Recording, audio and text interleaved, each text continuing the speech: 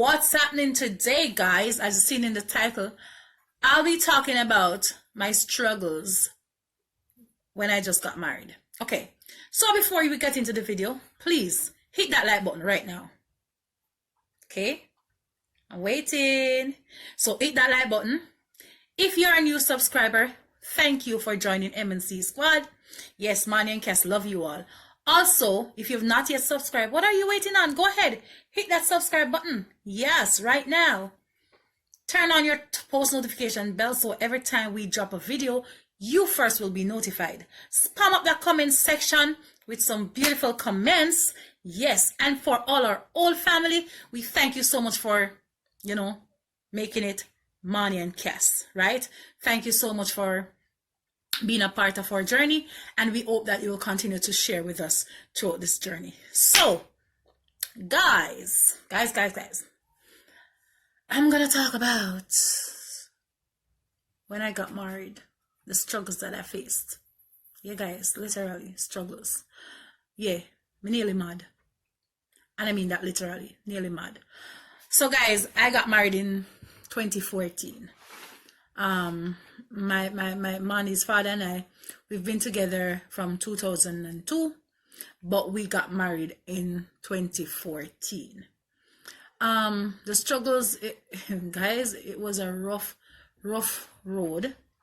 After marriage, after we got married, we hit rock bottom because growing up, I used to think about my marriage as, I wanted this big white wedding with my entire family and friends cheering me on, people from my husband's side of family. I wanted that big wedding, with food, lots of food and drinks and music and everything. I wanted to work. So, guys, we put together this wedding, and at first we wanted it to be small, and then I think about, no, this is not my dream. My dream was to have this big gigantic wedding. So, guys, we had about 80 or more people at my wedding. Yes, and we have food, cake, wines, non-alcoholic drink. We have a lot of stuff there. We have fish, we have pork, we have chicken, we have everything. Guys, we borrowed a loan over $350,000 at that time. We borrowed plus what we had, to put towards it. And so, guys, we have this huge wedding. It was a great wedding. I was extremely about 2 hours late. Bride's supposed to be late, but not so late, guys. I was like 2 hours late for my wedding. Like they thought that I wasn't coming. But it wasn't my fault. It was my mom's and my sister's fault. Yes. But anyway, we're not going to talk about that. We're going to talk about after I got married. And after I have this big wedding with a lot of food, people were saying it's the first wedding they went to, and they eat and drink and the belly was full, and they actually could take home stuff. Yep.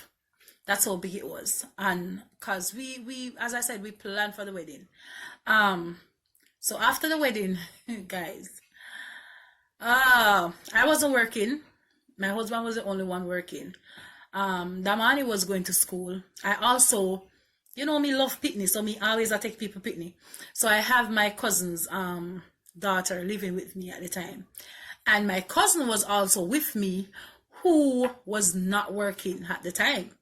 So it was a rough journey, Me have myself to feed, my husband, my son, and then I have 2 more people to feed, with my husband just working alone, and he had to be paying the loan. So you know how that go, guys. May I tell you, it never nice. So I thought about it because at that time I didn't have my own place. I rented somewhere, and I had an extra room. So I thought, you know what? Since things bad so with we, and we don't have no money to do nothing, why not rent one of the room to somebody, to a single person or so, and share kitchen and bathroom. So that's what I did. I re-rent the room to somebody, so the rent will be less on me. At the time, it's like God has sent that person that I rented the place to, because we became close.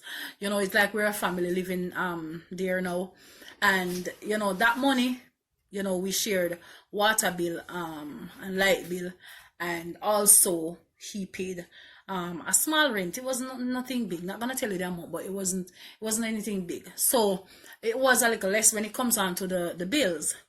But when it comes on to food now, guys, to feed, it was now 5 of us. And I tell you, the struggle. Because I used to hear people say after you get married, it's like they take on 7-year destruction. And I start believing it, you know. Me start to think, say, Lord God, when me see things that go bad, you know, and everything, and me I say, God, what else me if it turn to me start write one diary. And every single day me get up, me write something in that diary, the struggle that me I face, and me I cry out to God and I ask God to help me, because why me put myself in, why me get married? Before me get married, me never struggle, so why now that's me married? You know, the Bible says marriage is honorable and the bed and defiled, and me think that things supposed to be nice now. Me I go church and me not live no sinful life again like that. And I thought, you know, God, you're supposed to be helping me now, because you know, me I live a clean life now. So me want help, but there was no help around. I remember crying myself to sleep many nights. You know, my husband was at work because he's a security officer, and most of the nights he's at work, and I was there lying down, and I'm saying, God, send help, because me really need help. Not no food, can hardly pay with bills, Pitney can hardly go to school, and then I have 2 extra more to feed. It wasn't easy, but you know, I start crying out to God, and I start, you know, trying to have faith, but it was rough. It was really, really, really rough. And I remember specifically, I wanted the child to start school, because she wasn't going to school yet, because she was young, about 3 years old. She never started school, so I wanted her to start school. I remember I said, how is this going to be possible with the father not working? I don't think the mom was working either. And I am not working. My husband is the only one who is working with that big loan for pay back. You understand? So me say, all right, me have to make him start school. So after much praying and fasting and stuff, listen guys, God good. Let me tell you, say God good. Me not telling you no, nothing way I not true. I'm telling you my experience with God. Me start pray regular. Me start go up and fasting and something comes, say, God, you have to turn something for me. And I tell you, all the devil wicked. I get this job. I remember one of my church sister called me one day, and she said, you want to work? And I said, yes, anything will do right now, because me really desperate. And she said, you will work in a one cloth store, you know? And I said, yes, yeah, as long as it can provide like a food on the table or whatever, and it's honest, I don't have a problem. So she said, yeah, you the lady will have to train you or whatever, but you have to go and, you know, sort out it and see if she, you know, she will take you or whatever. And I remember the devil turned up in my way that morning when we go talk to the lady if we get a job and whatever. So much going wrong, but then I hear the voice. I hear the voice of God so clear, telling me exactly what to do, and I follow that instruction. And trust me, when I get there, I have to end up. That was a day when I couldn't find nobody to keep the child. Nobody. Everything, even the girl that was living at the house, I asked her, she said she have to go somewhere, and she couldn't help me that morning. I said, Satan, why you try? But I hear God speak to me and say, you know, do this, and I listened to God's voice, and I went there with the child. And the lady didn't even realize that the child was with me. You understand? And I get the job, and she said, you know, come Saturday and Friday and Saturday, and let me show you how to cut the materials and stuff. And then on Monday you will start working. The money wasn't much, guys, but I tell you, it was helping me a lot, because at least I could provide food on a weekly basis. I could provide food and stuff, you know, and I could send the kids to school. And I remember being there, guys, and working so good, feeling so good, you know, having a job now and thing. I was working from Monday to Saturday. And, you know, it wasn't, as I said, the money never enough, but me give God thanks, because Him provide. And guys, the devil not do nothing more than make my sister-in-law call me and tell me, say, because she work at a hotel, and she tell me, say, she wanted me to get a job there, because I do a training there, and they like my work and whatever, and the supervisor, you know, she wanted me to come back, and so they vouch for me and me come, and she said me if you come. I said, girl, I'm working, and I don't want to leave my job. If you come there, so and when me come, it don't work out. She said, come man, remember, say you know things rough, and when me I put you in this department, when me I put you, you know, really ever go up on a rotation or nothing, because they always want people at that department and stuff for work. And so guys, I think about it carefully. I mean, know say me got the lady where me I work with in the material store, I go feel betrayed because you know she depend on me because she was working out and I was the one who was running the shop. And anyway, I think about it. I speak to my minister at church and something. And she said, "Boy, Lorraine, you're in your one zone, you know, brother. You have to just consult your God about this because I don't know what to tell you. Say, just pray about it and anything God say, you do it. Pray about it and something." And you know, that's me say, all right. Because she tell me about benefits and long term and whatever. Me can get insurance and something for my son and myself and whatever. You know, I listened to that and I said, all right, and I leave the material store and I went to the hotel and I start working there. And I was there for about 4 months. And all of a sudden, you know, the supervisor friend me. She friend me. We were so close and everything. When me dey on my day off, all in the rain, she called me, "Lorraine, come and work now because some XYZ no turn up and you know we need you and whatever." And because me want the little work and something, if the pay wasn't good at all. But because she tell me, say, you know, in a no time you will get staff if you work good and whatever. And something me say, all right, and me believe my sister-in-law and say, all right, let me go. All of a sudden one day, something happened. Not gonna tell you what happened. But something happened and I was upset.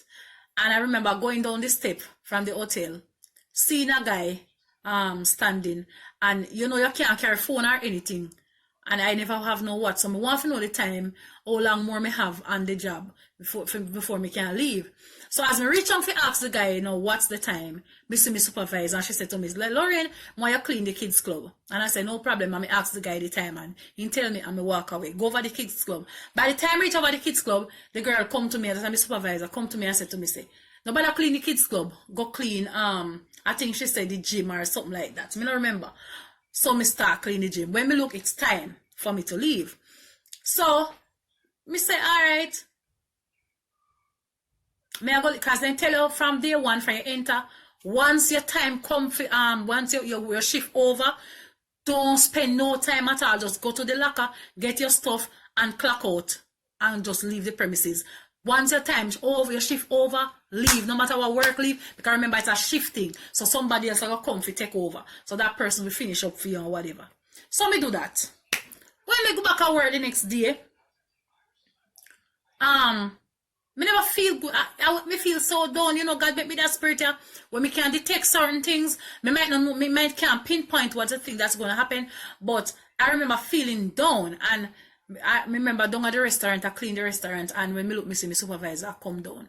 And she said to me, say, "Boy, you do me a thing yesterday, see, if you cut me, no find no blood." So me say, "What me do to you?" She say, "Imagine me tell you to go clean the kids club, and then you go ask the man time, like, you know, want me talk to you." Me say, "What? Seriously?" Me say, "No." And me explain to her and I want to tell her the reason. Because one thing, you know, guys, me a plain packy. Anything when you see, where you think say me a do or why you think say me say about you, or you say me say behind you, anytime you come in front of me, me can't tell you say yes or so me say. And if I don't say it, me just don't say it. Me no, what I want to me my mouth never no filter. Anything at all where you say me say behind you, come to me and ask me. Me I go tell you why me see so. So I tell her what me say. She obviously she never believe me. Anyway, me did it. Me clean down this, so me finish up. And cause me tell you, me boss and everybody then love me because they see how me work. They must say, "Ah, some work me I do down there." So they must say, "No man, a man work that. Oh, you manage that." Me say because me used to hard work. I'm not a person who afraid of hard work and whatever. So me work and think. So she said she feel away and whatever, and she walk away and me walk away. She said to me, say, "Go and go clean the disco room." And me going at the disco room. I remember going at the disco room, me start feel like me want ball. So me say, when me feel like me want ball, so me just feel like me want ball. Me just feel like, me don't know, me just feel like me want cry. And me want cry loud and something. And me say, and me start praying, me say, "God, open nothing to my son or nothing to my husband or nothing to nobody for me or whatever." But me never feel good. And me actually have to start crying. Me start cry. And me mean say really I cry because the kids club close in the disco close in the day, you know, say disco hotel and in the night them open that and thing. So in there me I cry and same time one of my co-worker come in and say, "Why you cry so far? What do you want to you?" I mean I tell him nothing. And yes I said, "Want to you? What you do hungry?" And I say like seriously? Some me say Jamaican can't hungry and ball. Me say Jamaican no for beer hungry, so there's no way me could have hungry and a ball. That no make no sense. Anyway, I said to me, say, "Drink one cold red stripe, man." And I say, "Alright, give me it." And he give me red stripe and me drink it and me feel like a better and me start work so till me finish now. Supervisor come to me again and say, boy, me a bad news in a Lorraine. I say, what me know? She said to me, say, boy, what if people go up on rotation or you on rotation to me? Say, what? I said, that not possible. Oh. She said, she don't know because she just get called from HR and get a list one would on rotation. I say, alright. Me feel so bad, but even though God will not prepare me for this. You understand? She said me disrespect her and she plot with me sister-in-law. So me call my sister-in-law and I said to her, I said, I want to talk to you, me go home. She said, alright. Guys, me I call her from them time day. Me call her about 2 months straight. Me I call her, my husband I call her. She not answer. Until now. She not answer. We talk now, you know, whatever, but we're not friends. You understand? We never friends at first, from first, but I'm just saying, you see, when the devil decides to come in your way, him coming your way, and there's nothing, and me gone back a rock bottom, me hit back rock bottom, no, me gone home back that song, and me yard, and have nothing to do. Nothing to do, no work, no nothing, and me start stressed out, and me start fretting, and come here and say, Lord God, what is God, what is, what could have caused this? Me left me good work when me do on the material store, and now, look where land me. Me say, Jesus, this wasn't your will. But remember one day now, my cousin, my true man of God, he come to me and him say, he start pray for me. Remember me because me used to be the vice president for the youth department at church. I remember me go youth service. And he said to me, say, God said me if pray for you. And he start pray for me and every single thing he start tell me what happened down at the work. He just start tell me everything like God just show him everything. And he said, God said, if you tell you it is well, and you go get back one good job and everything. And trust me, guys, about 2 months after that, I got a good job. My cousin have baby. And I start work the full time. And my pay, better than what I get from the material store, better than what I get down at the hotel. And I said, God, you're real. You're real, because after suffering so much, the devil want me to go crazy. The devil want me to get mad, but God just step in and just say, listen, and I saw you go. When the devil say no, Jesus say yes. You see what I feel? I feel. Anytime, it no matter what kind of rock bottom you hit, it no matter what kind of disaster you face. When you say once I trust God, you say once I depend on God and cry out to God and tell God your problem.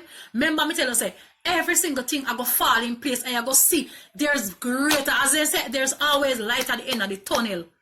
And you see from that, me no sufferation again. I'm not where I want to be right now, but I'm doing really pretty well for myself.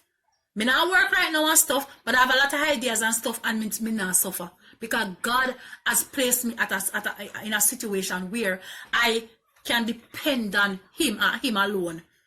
God don't make me beg nobody nothing. God don't make me want nothing. Yes, me not have as me say, me not have everything what me want, but me have everything what I need. Me not got me bed hungry, my son not hungry. See me not take one that pick me in my house, and he not hungry, and we are doing well for ourselves. And God has just been good. So let me tell you something, guys. No matter the struggle you face, don't make the struggle pull you down.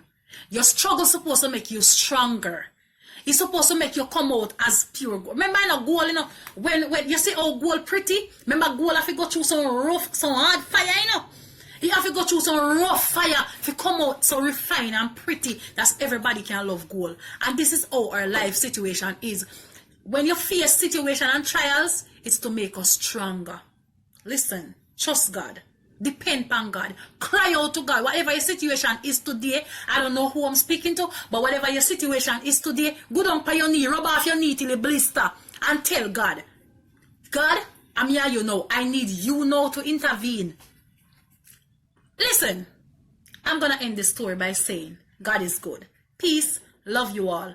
Remember, trust God, pray, and always believe. Blessings.